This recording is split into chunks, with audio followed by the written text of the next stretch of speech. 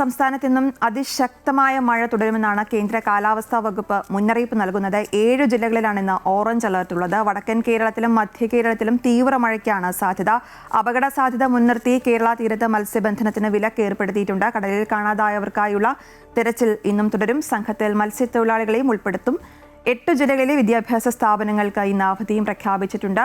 വിവിധ ജില്ലകളിൽ നിന്ന് ഞങ്ങളുടെ പ്രതിനിധികൾ ചേരുന്നുണ്ട്. തിരുവനന്തപുരത്ത് നിന്ന് ബി ജോൺ തോമസ്, കോട്ടയത്ത് നിന്ന് പ്രശാന്ത് ജോസഫ്, ഒപ്പം ഇടുക്കിയിൽ നിന്ന് MC ബോബനും ചേരുന്നുണ്ട്. ആദ്യം എബി ജോൺ തോമസിലേക്കാണ്. എബി, സംസ്ഥാനത്ത് ഇന്നും മഴ തുടരുമെന്ന് തന്നെയാണ് കേന്ദ്ര കാലാവസ്ഥാ വകുപ്പ് അറിയിച്ചിരിക്കുന്നത്. 7 ജില്ലകളിലാണ് മുന്നറിയിപ്പുള്ളത്.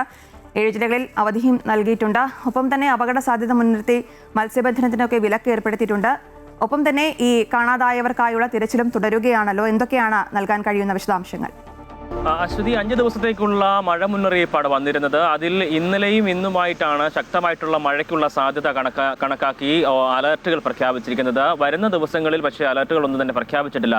അത് ആശ്വാസകരമായിട്ടുള്ള കാര്യമാണ്. ഇന്നിപ്പോൾ 7 ജില്ലകളിൽ ഓറഞ്ച് അലർട്ട് പ്രഖ്യാപിച്ചിരിക്കുകയാണ്. തിരുവനന്തപുരം, കൊല്ലം, എറണാകുളം, ഇടുക്കി, തൃശൂർ, പാലക്കാട്, മലപ്പുറം ജില്ലകളിലാണ് ഓറഞ്ച് അലർട്ട് യെല്ലോ അലർട്ട് പ്രഖ്യാപിച്ചിരിക്കുന്നത്. ഒപ്പം തന്നെ പത്തനംതിട്ട, ആലപ്പുഴ, കോട്ടയം, കോഴിക്കോട്, വയനാട്, കണ്ണൂർ, കാസർഗോഡ് ജില്ലകളിൽ ഓറഞ്ച് അലർട്ടും പ്രഖ്യാപിച്ചിരിക്കുകയാണ്. ഏതാണ്ട് മധ്യ കേരളവും ഒപ്പം തന്നെ വടക്കൻ കേരളവും അതിശക്തമായിട്ടുള്ള മഴ ഇന്ന് ലഭിക്കും എന്നുള്ളതാണ് ഈ മുന്നറിയിപ്പിൽ വ്യക്തമാകുന്നത്. ഒപ്പം തന്നെ ബാക്കിയുള്ള ജില്ലകളിൽ യെല്ലോ അലർട്ടാണ്. താരതമ്യേന മെച്ചപ്പെട്ട രീതിയിലുള്ള മഴ ലഭിക്കും. ഒപ്പം തന്നെ 50 കിലോമീറ്റർ വേഗതയിൽ വരെ കാറ്റ് വീശാനുള്ള സാധ്യത കൂടി ഈ മുന്നറിയിപ്പിൽ പറയുന്നുണ്ട്. അതുകൊണ്ട് തന്നെ കേരള തീരത്ത് മത്സ്യബന്ധനത്തിന് പോകുന്നതിന് വിലക്കും ഏർപ്പെടുത്തിയിട്ടുണ്ട് ഈ 2 ദിവസങ്ങളിലായിട്ട്.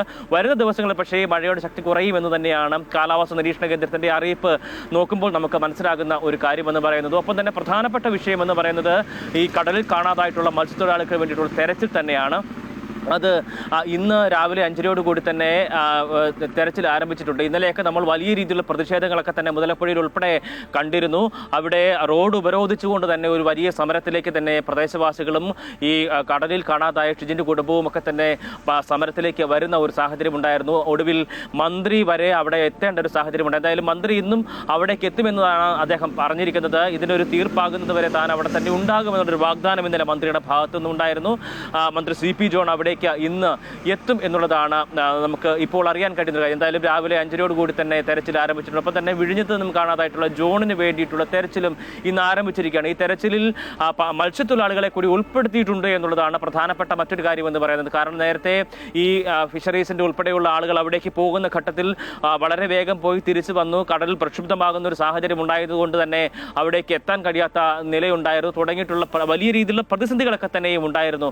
ആ ഘട്ടത്തിലാണ് മത്സ്യത്തൊഴിലാളികൾ കൂടി ഉൾപ്പെടുത്തണം ഈ തെരച്ചിൽ സംഘത്തിന്റെ കൂടെ എന്നുള്ളതാണ് ഇവർ പ്രധാനമായും ആവശ്യപ്പെട്ടിരുന്നത്. അങ്ങനെ 10 മത്സ്യത്തൊഴിലാളികളെ ഈ തെരച്ചിൽ സംഘത്തിന്റെ കൂടെ ചേർത്തിരിക്കുന്നു. ഇവരെ താൽക്കാലികമായി കളക്ടറേറ്റിലെ ഈ ദുരന്ത നിവാരണ അതോറിറ്റിയുമായി ബന്ധപ്പെട്ട് പ്രവർത്തിക്കുന്ന ആളുകളുടെ കൂടെ ഇവരെയും ഉൾപ്പെടുത്തിക്കൊണ്ട് തന്നെയുള്ളൊരു സംഘമായി രൂപീകരിച്ചിരിക്കുകയാണ് എന്നുള്ളതാണ് പ്രധാനപ്പെട്ട മറ്റൊരു വിവരമെന്ന് പറയുന്നത്.